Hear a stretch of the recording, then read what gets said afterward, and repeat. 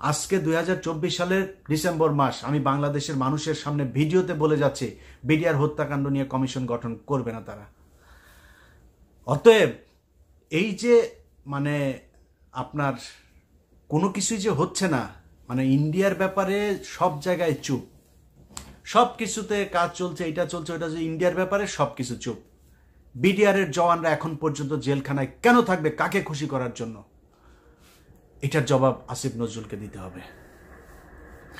তো সব এই রাজনীতিবিদ থেকে শুরু করে যারা যারা ছিল সবাইকে আমি এক কথাই বলেছি যে ভাই, আমি আসিফ নজরুলের প্রতি আমার ব্যক্তিগত কোনো ক্ষোভ নাই, আমার রক্তের গ্রুপ কিন্তু ইন্ডিয়া নেগেটিভ। সো আমি ইন্ডিয়ার ব্যাপারে কোনো কম্প্রোমাইজ করবো না। ইভেন শেখ হাসিনাকে যদি আমি প্রমাণ পাই, তথ্য পাই, ওটা দেওয়া সম্ভব না, ফেরাউন ওইটার হেদায়েত হওয়ার দিন শেষ। কিন্তু সে কথার কথা বলছি, শেখ হাসিনাকে যদি প্রমাণ পাই ও ইন্ডিয়ার বিরুদ্ধে কাজ করছে, আমি শেখ হাসিনার পক্ষে কাজ করব। এটা শেখ হাসিনা ক্ষমতায় থাকতে বলতাম, এখনো বলছি। অতএব আমার সমস্যা হচ্ছে ইন্ডিয়া। এই দেশের যত সমস্যা, সব সমস্যার মূল হচ্ছে ইন্ডিয়া। যত কিছু সমস্যা, সব সমস্যা ইন্ডিয়া বাধায়।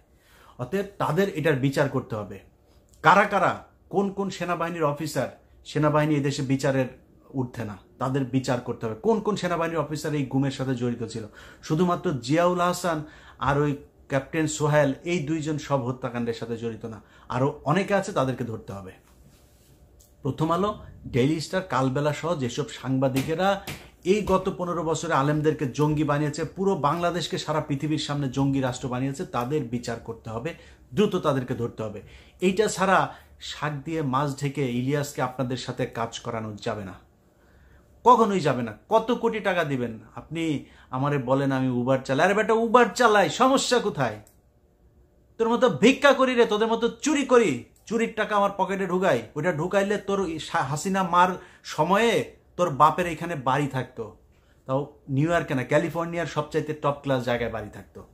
জায়গার নাম বলতে বলেছে, কই কিনবেন ওই জায়গার নাম বলেন। ইলিয়াস বিক্রি হওয়ার জিনিস না। আমার কথা বলায়, আমার স্টাইলে আমি কথা বলি, আমার কথায় কারো পছন্দ হইতে পারে, না হইতে পারে, কোনো সমস্যা নেই। কত মানুষ ভাই কত কিছু বলতেছে, এত কিছু শোনার টাইম আছে নাকি? ফেসবুকে একজন মেসেজ পাঠিয়েছে, কারণ আমি ফেসবুকের মেসেঞ্জারে খুব কম যাই। একজন মেসেজ পাঠিয়েছে, হঠাৎ করে দেখি যে মানে শেষ মেসেজ মানে বিশ্রী গালাগালি করেছে, এটা মুখে উচ্চারণ করছে না, বিশ্রী গালাগালি। কিরে ভাই, আমার ফেসবুক ফ্রেন্ড গালাগালি করলো কে? একটু উপরে যায় দেখি সে আরো প্রায় মানে 1-1.5 বছর ধরে আমার বিভিন্ন সময় মেসেজ পাঠায়। আমি আসলে মেসেজ তো চেক করার সময় পাই না ভাই, আমার এত মানে সময় নাই। এখন আমি কি করব? আপনি আমার কাছ থেকে জোর করে যদি মনে করেন একজন ফোন করেছেন আমি ধরতে পারি নাই, একজনের সাথে ফোন করে ভাই আপনাকে একটু পরে কল দিচ্ছে, বা একজনের সাথে কথা বলছি, আরেকজনকে বলছে, আরেকজন কল করেছে আরেক ফোনে, হচ্ছে ভাই একটু পরে কল দিচ্ছি, ওনার সাথে 1 ঘন্টা কথা বলেছি, ভুলে গিয়েছে এর আগে কে কল করেছে, আমি কল করতে পারি নাই। এইটুক কমন সেন্স থাকার দরকার যে আমার মতো একটা জায়গায় বসে অনেক গুরুত্বপূর্ণ মানুষজনের সাথে কথা হয়, অনেক গুরুত্বপূর্ণ কাজ করি, একা মানুষ। অতএব আমার ব্যস্ততার বিষয়টা আপনার মাথায় একটু থাকা উচিত।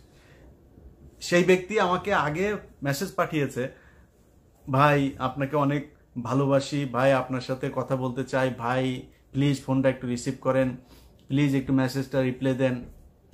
সব শেষ লিখেছে, যা জঘন্য গালাগালি সব দিয়েছে।